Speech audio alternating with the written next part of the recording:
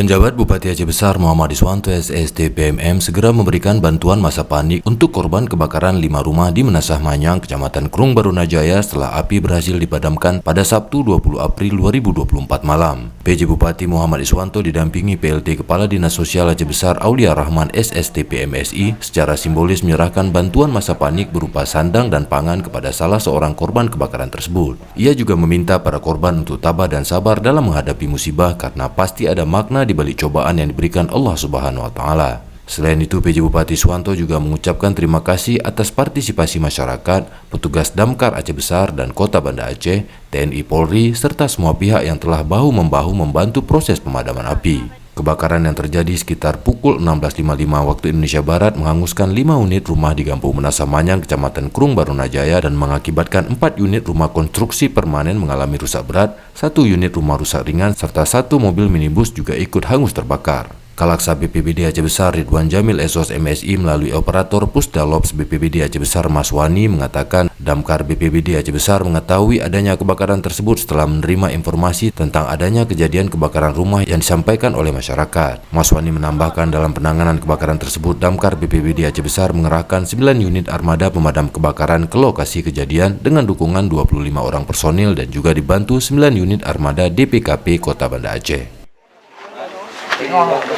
Nyona tempatnya jo luangnya perle tendanya pacemat pegawai ka di situ sementara pasang dapat nyamat lapor data sih ku Baitul Mal kabupatennya dewanya sih maksudnya dari lapor Baitul Mal provinsi sih. Dalam hal ini karena ini sifatnya darurat, maka bantuan pun ini merupakan bantuan untuk sementara sebelum kita pendataan yang lebih lanjut. Mudah-mudahan ke depan kita harapkan dengan musibah ini, baik yang kena musibah kiranya menjadi suatu peringatan yang paling berarti bagi kita. Bukan cuma yang kena musibah, juga kita yang hadir di sini. Maka dalam hal ini pun ini merupakan ujian daripada Allah SWT.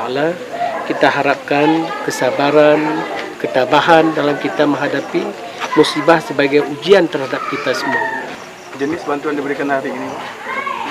Jenis bantuan ada sarung, ada beras, kebutuhan bahan pokok lah.